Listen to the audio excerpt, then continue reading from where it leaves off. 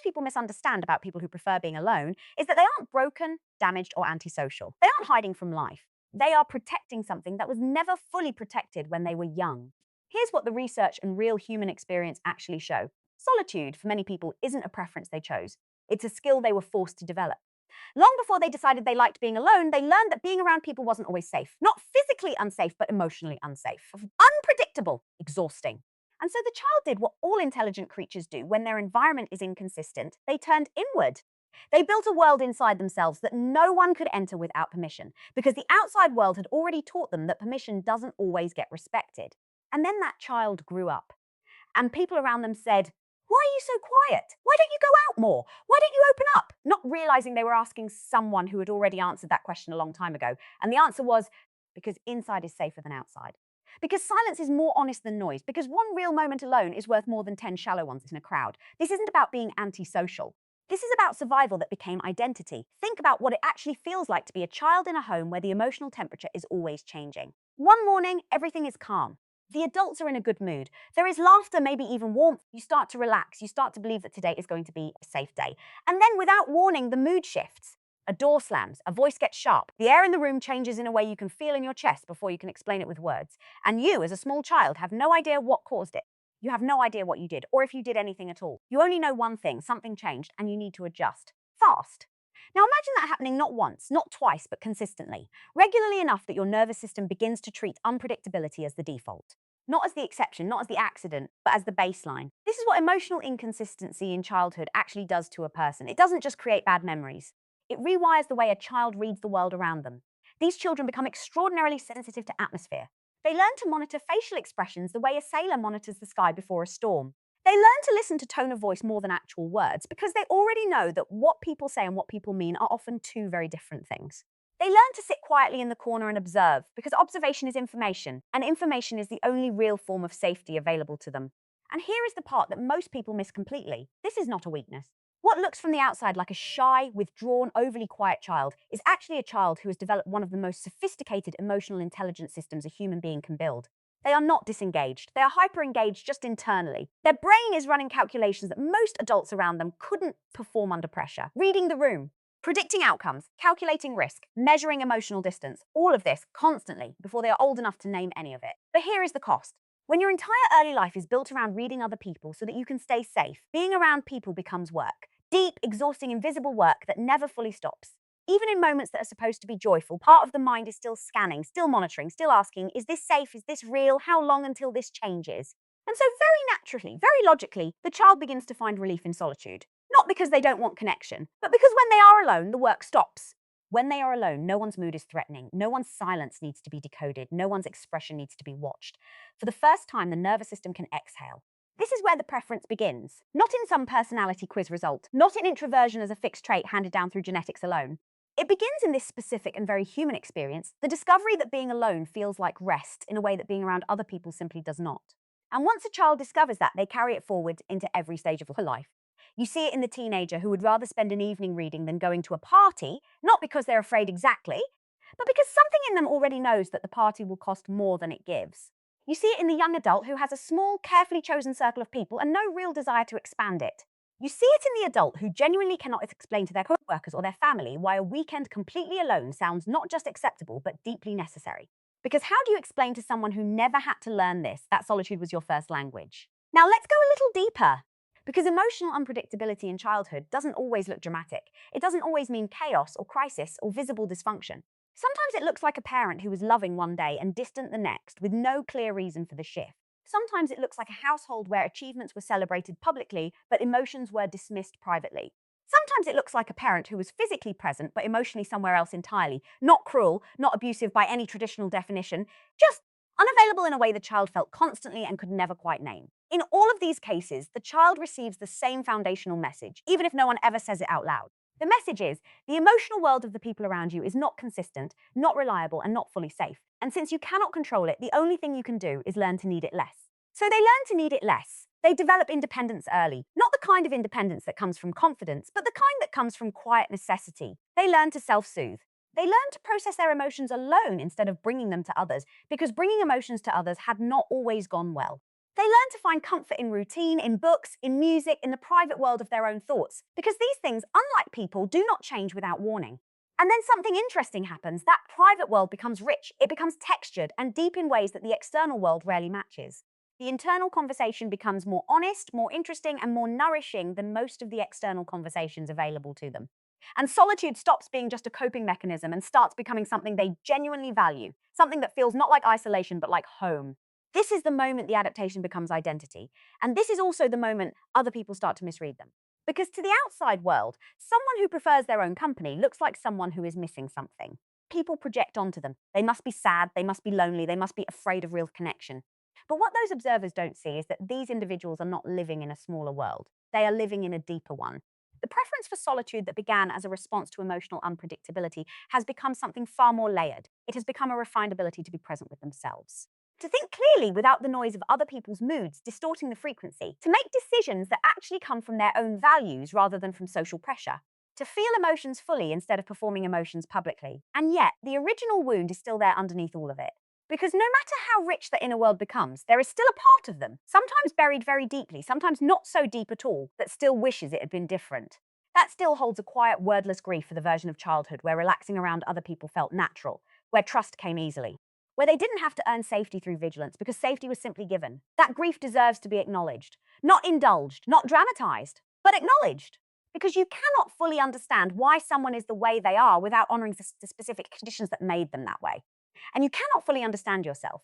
If this is your story, without looking clearly at the child you were and recognizing what they were actually doing, they were not being antisocial. They were being intelligent. They were not retreating. They were building. They were constructing, from whatever materials were available to them, a self that could survive in an environment that did not always make survival easy. The child who learned to read the room became the adult who reads people more accurately than almost anyone around them.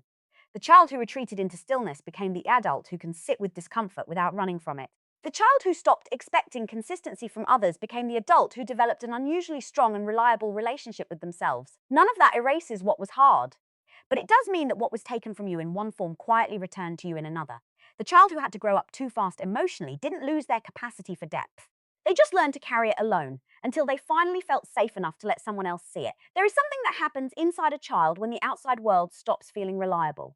It doesn't happen all at once. It happens gradually, the way a plant slowly turns toward the only window in a dark room. The child begins to move inward, not dramatically, not with any conscious decision, just quietly, naturally, the way water finds the path of least resistance.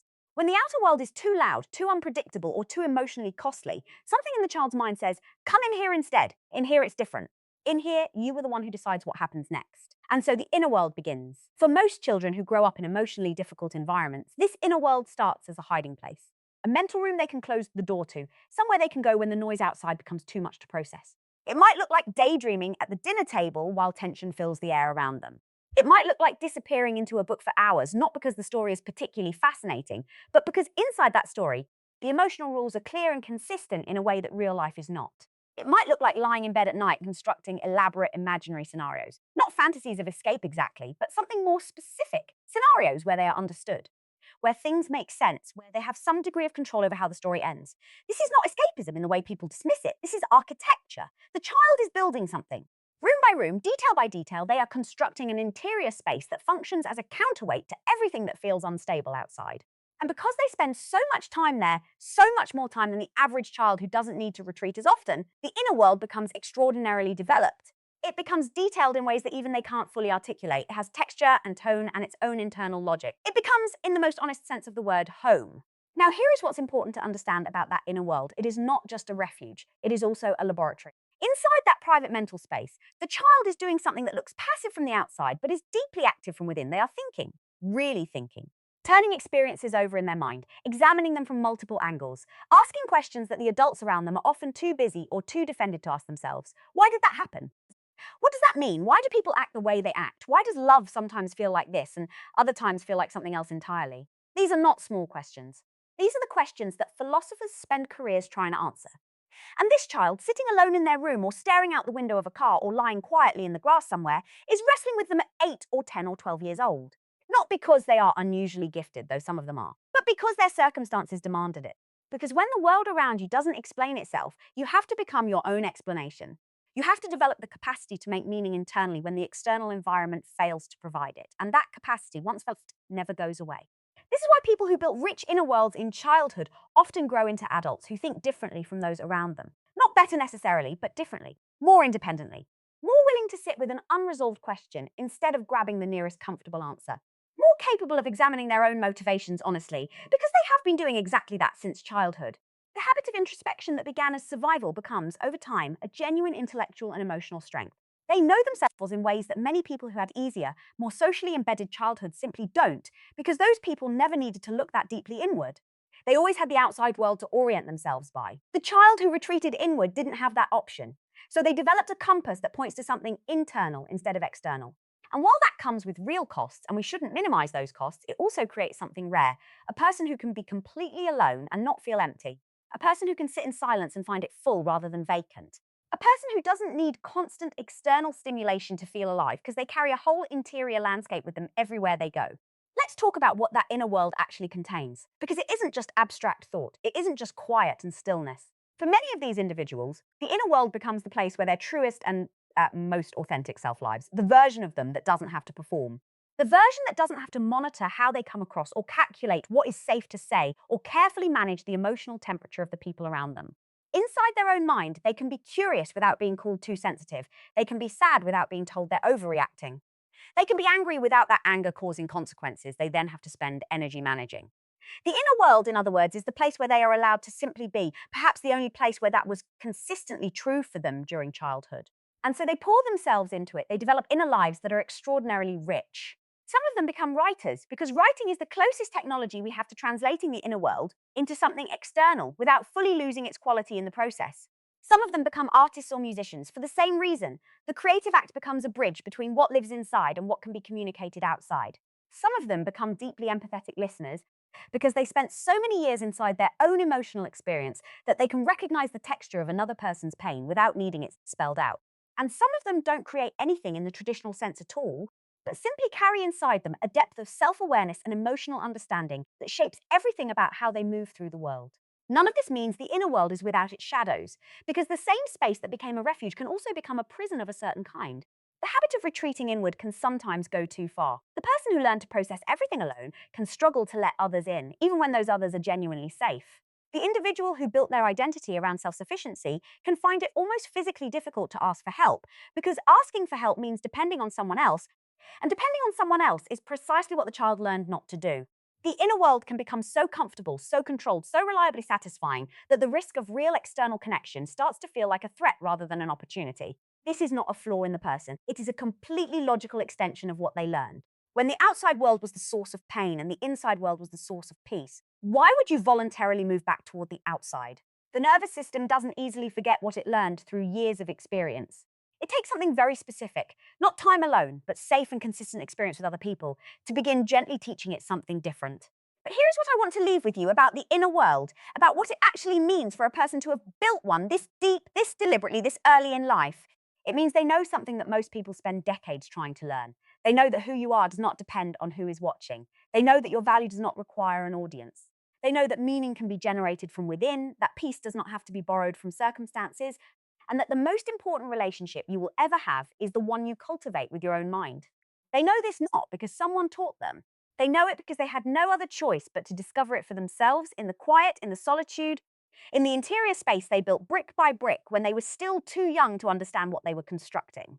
They were building themselves, and most people never even knew it was happening. There is a specific kind of exhaustion that has nothing to do with how much sleep you got. It doesn't come from physical labor. It doesn't come from a long day of work or a difficult workout or staying up too late. It comes from something much more subtle and much harder to explain to someone who has never felt it. It comes from being around people who are not quite real with you, from conversations that move along the surface of things and never go anywhere that actually matters, from smiling at the right moments and laughing at the right volume and saying the kinds of things that keep the social machinery running smoothly, all while some deeper part of you sits quietly in the background, completely untouched and increasingly tired. This is the specific exhaustion that people who grew up preferring solitude know better than almost anything else. And most of them have spent years feeling vaguely guilty about it, wondering what is wrong with them, why they can't just relax and enjoy being around people the way everyone else seems to. What they rarely get told is that nothing is wrong with them. What they are experiencing has a reason. A clear psychological traceable reason that goes all the way back to what they learned in childhood about what human connection is actually supposed to feel like. Here is what happened. The child who grew up in an emotionally inconsistent or demanding environment didn't get a lot of casual, easy, low-stakes social experience. What they got instead was high-stakes social experience. Constant reading of the room, constant awareness of emotional undercurrents, constant attention to what was not being said, because what was not being said was often the most important information in the room. For that child, human interaction was never background noise. It was always the main event, always requiring full attention, always carrying some degree of emotional consequence. And so the nervous system calibrated itself accordingly. It learned to treat social interaction as something that demands complete engagement, something that requires the full use of your perceptual and emotional resources. Not because that child was anxious in a clinical sense, though some were, but because their specific experience taught them that the cost of not paying full attention could be real. That missing a shift in someone's tone or misreading a mood could lead to outcomes they were not prepared to handle. Now that child grows up and they walk into a party or a work social event or a family gathering where the conversation is light and the topic's safe and no one is saying anything that particularly means anything. And their nervous system, still calibrated the same way it always was, is running at full capacity, monitoring, processing, tracking the emotional undertones of a room that technically doesn't have any dangerous emotional undertones, spending enormous energy on an environment that doesn't warrant that level of energy. And by the time they leave, they are completely and genuinely drained. Not because they are weak, not because they're antisocial, but because their system was built for depth and shallow water requires just as much effort from them as deep water. Maybe more, because at least in deep water, the effort feels like it means something.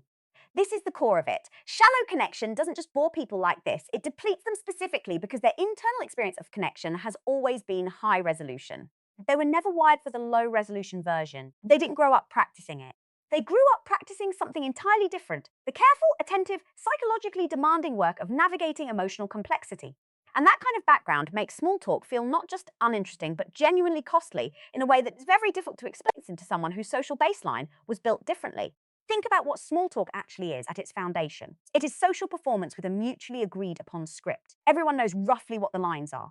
How are you? Fine, thanks. How about you? Good, good. Nice weather. Yes, lovely. The content is almost beside the point. What the performance communicates is not information but safety. I am not a threat. I am participating in the shared social contract. I am willing to play the game. For many people, this is easy and even enjoyable because they grew up in environments where the social game was relatively benign and participation in it felt natural. But for the person who grew up watching people say one thing and mean another, who grew up understanding that the surface of what people present is not always connected to what they actually feel, small talk registers differently. It doesn't feel like a relaxed exchange of social safety signals. It feels like performance. And performance, for someone with this particular history, carries an undercurrent of inauthenticity that is almost physically uncomfortable. Not because they are being dramatic, but because they were trained at a very early age to notice exactly this gap between what is expressed and what is real. They cannot turn that off at a dinner party just because everyone else has agreed not to notice it. And so they spend the evening doing two things simultaneously. Participating in the surface conversation, which requires energy, and internally registering the gap between that surface and everything underneath it, which requires a different kind of energy. By the end of the night, they have been running on two levels the entire time, while everyone around them was only running on one. Of course, they are exhausted. Of course, they would have genuinely preferred to be at home. What is important to understand is that this is not misanthropy. It is not a rejection of people. The person who finds shallow connection draining almost always has a profound capacity for deep connection.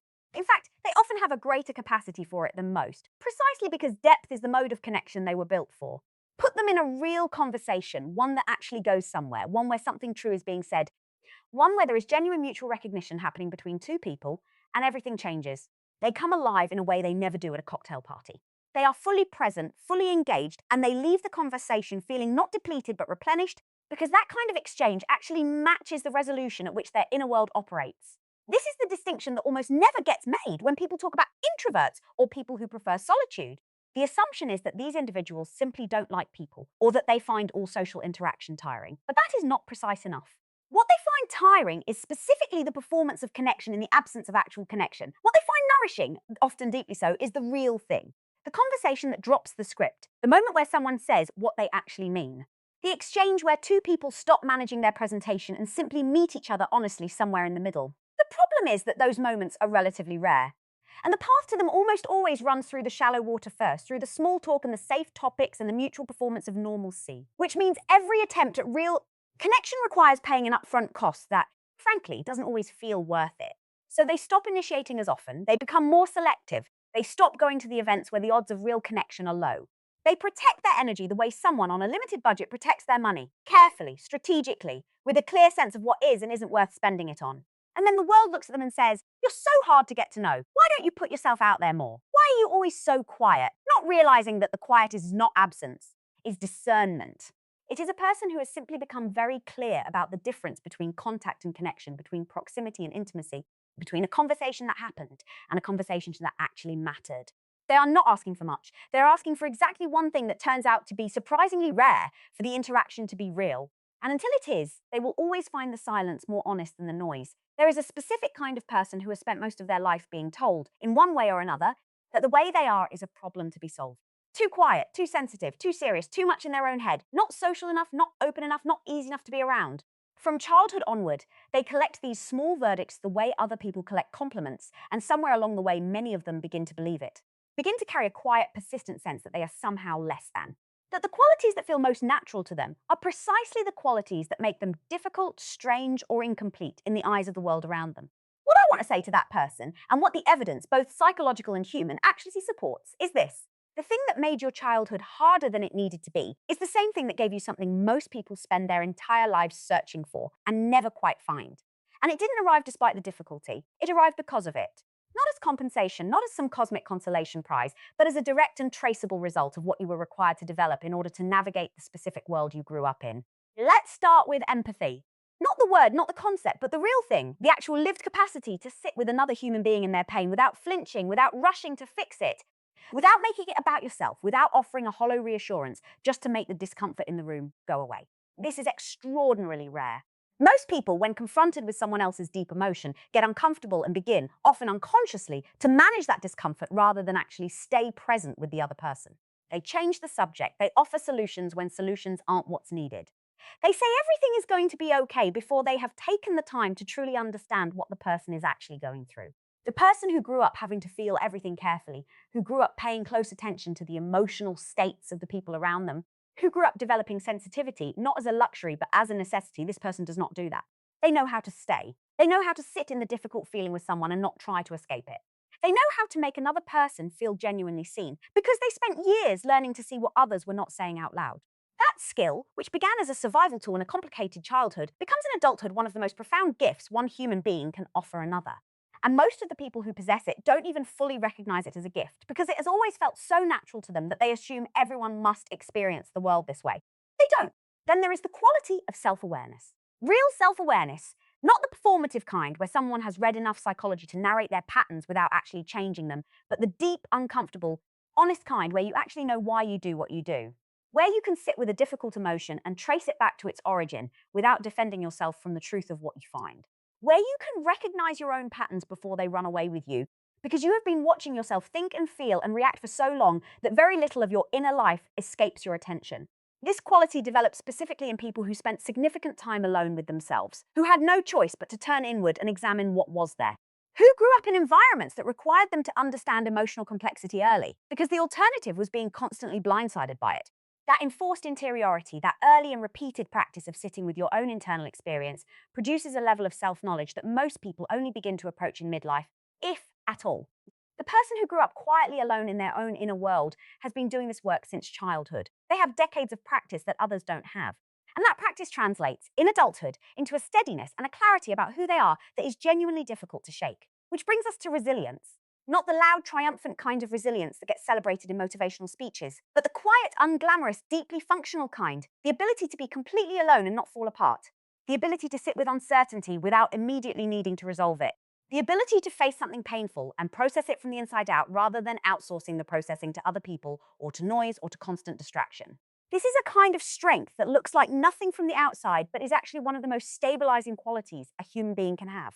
When the world becomes chaotic, when relationships fall apart, when the external structures people depend on disappear, the person who built their foundation inward does not collapse the way someone whose entire sense of self was constructed from external validation and social connection might. They have practiced being enough for themselves. They know how to return to that place when they need to. And then there is creativity.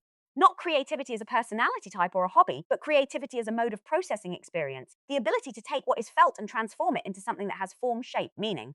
So many of the people who have produced work that genuinely moves other people that captures something true about human experience in a way that makes people feel less alone. So many of them had exactly this kind of childhood.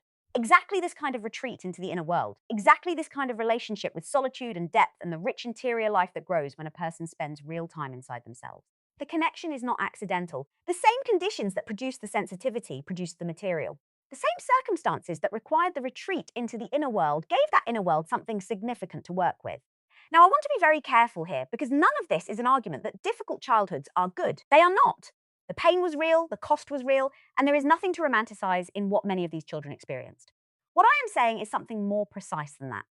I am saying that the human mind, when placed under particular kinds of pressure, develops particular kinds of capacity. And the capacities that develop in people who grew up this way, the empathy, the self-awareness, the resilience, the depth, the creativity, the ability to be alone without being destroyed by it, are not small things. They are not minor compensations. They are qualities that the world genuinely needs more of and that are genuinely difficult to develop any other way. The person who had to learn early that other people's approval was not a reliable foundation built something else to stand on instead. And what they built, though the construction was painful, is sturdier than most people's structures. It does not depend on the weather outside. It does not collapse when someone withdraws their love or their attention or their validation. It stands because it's built from the inside, tested by real conditions, and reinforced over years of quiet, unwitnessed inner work that nobody saw and nobody celebrated. There is also something specific about the relationship these individuals develop with peace. Not excitement, not stimulation, not the kind of happiness that requires something good to be happening externally, but actual peace.